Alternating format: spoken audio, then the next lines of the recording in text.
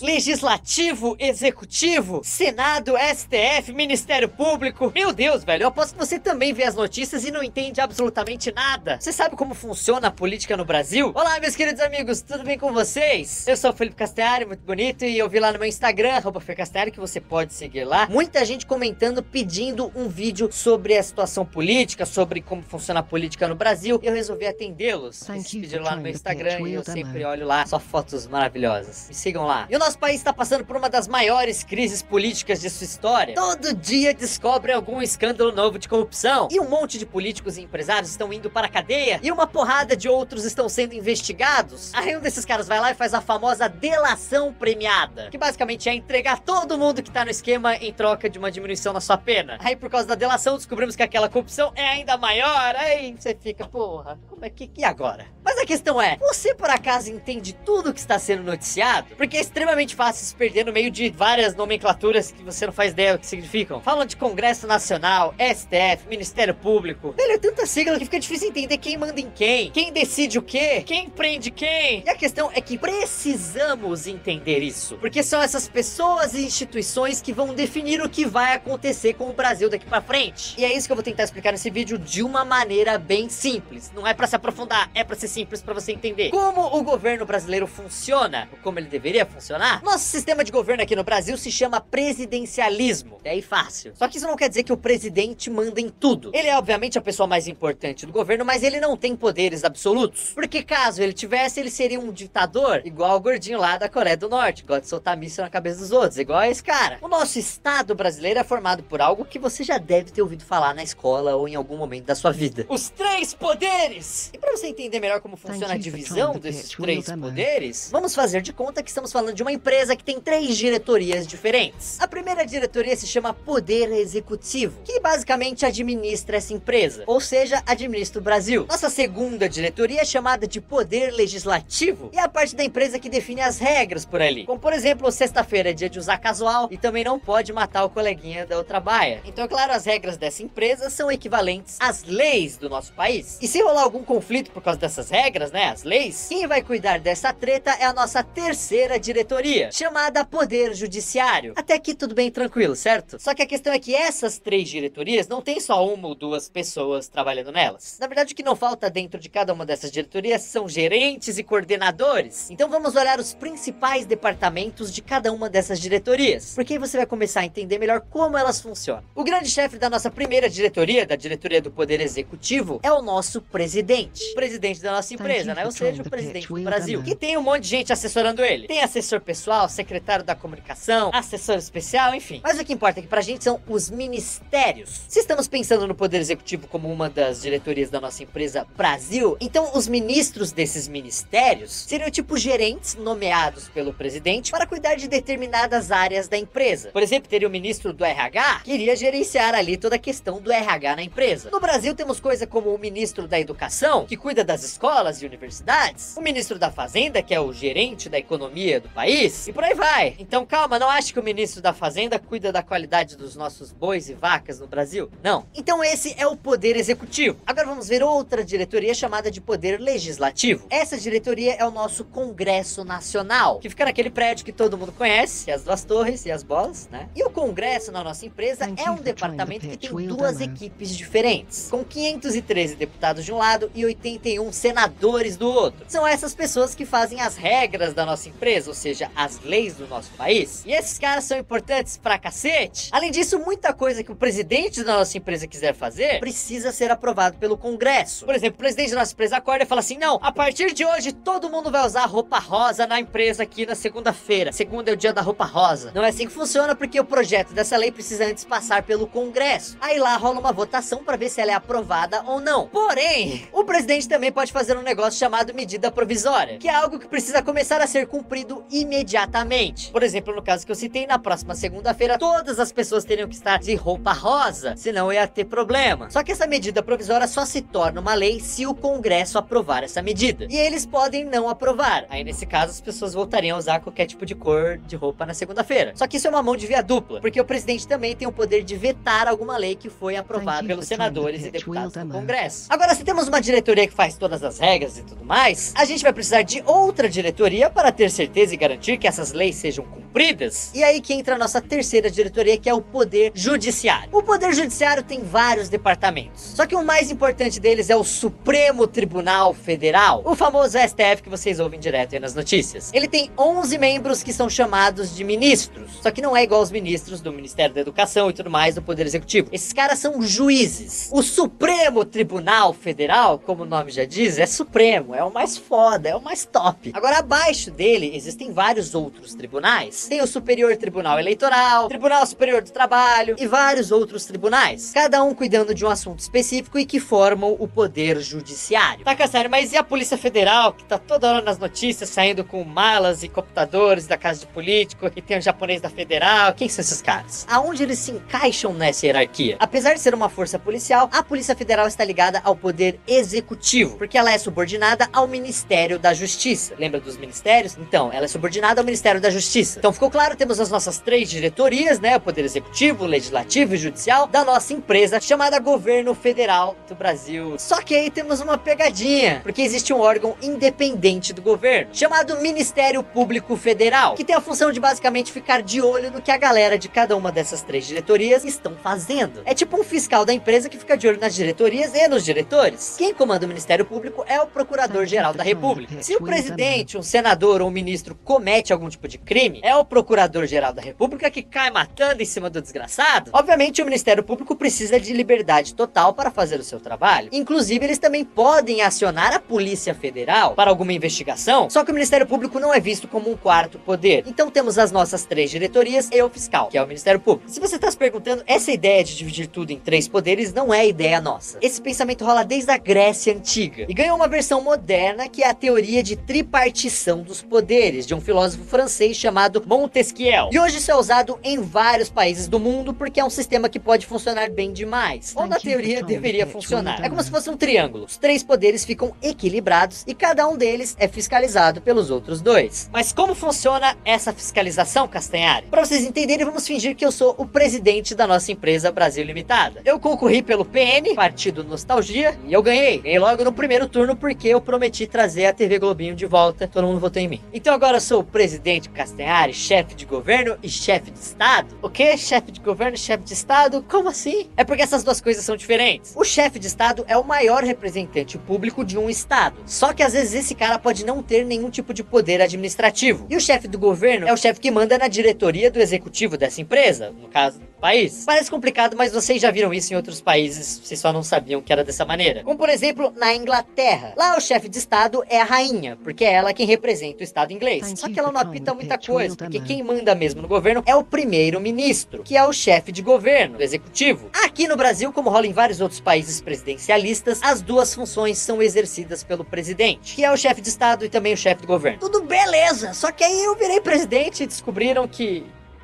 Sabia que agora é possível usar inteligência artificial para atender os seus clientes pelo WhatsApp, similar ao ChatGPT, porém treinada com todo o conteúdo sobre a tua empresa, explicando sobre o produto, sobre os serviços, preços e tudo mais.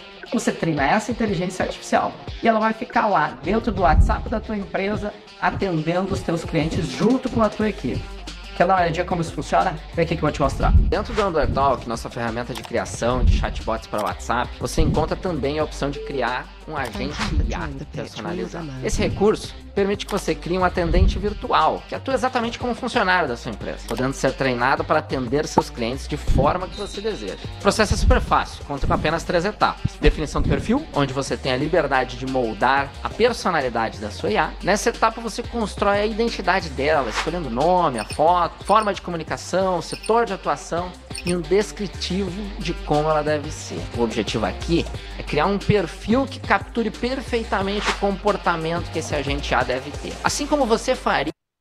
Descobriram que eu sou corrupto? Eu queria comprar umas câmeras caríssimas para gravar os meus vídeos e eu fui lá e meti a mão no dinheiro público para comprar essas coisas. Aí descobriram, e o que acontece? O Ministério Público, que é o fiscal lá da nossa empresa, avisa todo mundo que eu tô roubando. Aí pode rolar um processo de impeachment. E aí entra uma coisa que talvez vocês não saibam. Qualquer brasileiro pode pedir a abertura do processo de impeachment de um presidente. Só que a única pessoa que pode decidir ou não se esse processo vai ser de fato aberto é o presidente da Câmara dos Deputados, que faz parte parte lá da diretoria do Legislativo, lá, lembra? Os senadores e deputados que fazem as leis. Então, aliás, todo mundo deve lembrar que até pouco tempo, quem ocupava esse cargo era o famoso Eduardo Cunha, que hoje está preso. Então, se esse processo é aberto, ele passa pela Câmara dos Deputados e depois pelo Senado. Então, aqueles deputados e senadores que eu falei, nesse caso, agem como se fossem juízes. Aí, dependendo do crime que eu fui acusado, além de ser afastado da presidência, eu também posso ser julgado pelo Superior Tribunal Federal. Então, essa divisão dos três poderes é muito boa, porque todo mundo trabalha junto e todo mundo fiscaliza todo mundo. O problema é que estamos descobrindo que, pelo menos aqui no Brasil, todo mundo também rouba junto. A gente sempre teve caso de corrupção no nosso país. Isso não é uma novidade. A diferença é que parece que as investigações nunca haviam ido tão a fundo. A questão é que agora lá com a Lava Jato, estamos vendo que o negócio tá ficando cada vez mais feio. E a cada escândalo vemos milhões de reais desaparecendo dos cofres públicos. Só que como que essas coisas chegaram a esse ponto no Brasil? Mesmo a gente tendo um sistema de governo aparentemente tão equilibrado, e que mesmo não sendo perfeito, aparentemente funciona muito bem em outros países, infelizmente não temos como mapear a origem da corrupção de cada caso que aparece. Mas existem sim algumas coisas que estão derrubando o nosso país e que podemos analisar. Uma dessas coisas envolve aqueles empresários que estão sendo investigados, né? Então toda hora nas notícias aí os empresários que tem muita grana. E como eu expliquei, a nossa Brasil LTDA tem 3 diretorias e nenhuma delas se chama grandes empresários. Ou seja, esses empresários não tinham que ter nenhum tipo de relação obscura e promíscua, safada, com o nosso governo. Só que esses caras procuravam os nossos políticos. Me ajuda aqui com essa lei que tá prejudicando o meu negócio. Aí eu te dou um tanto de dinheiro aqui por baixo dos panos. E um dos motivos pelo qual isso acontece é que o representante do nosso executivo, o presidente, e o legislativo, o Congresso, são eleitos separadamente. O presidente, como eu disse, ele indica os ministros lá dos ministérios. Só que ele não tem como selecionar os deputados e senadores do Congresso, porque esses caras são eleitos por vocês, por mim, por nós. O problema é que o presidente precisa que a maior parte do Congresso apoie ele. Senão ele não consegue aprovar nenhum tipo de proposta, porque essas propostas precisam ser aprovadas pelos caras do Congresso. Outra questão é que aqui no Brasil temos uma cacetada de partidos políticos. E esses caras fazem um monte de alianças bizarras. Aí por causa dessas alianças, depois que rolam as eleições, rola aquela grande distribuição de cargos entre aliados e amigos desses aliados. E aí o governo fica parecendo um Frankenstein ideológico. E com essa mistureba de partidos e esse cenário meio caótico, fica ainda mais fácil para os empresários pedirem uma ajudinha. Outra coisa que rola também é que essas empresas apoiam vários políticos durante suas campanhas eleitorais, o que não deveria ser um problema se todo mundo fosse honesto. Porque o que acontece? Algumas dessas empresas vão lá e fazem doações milionárias.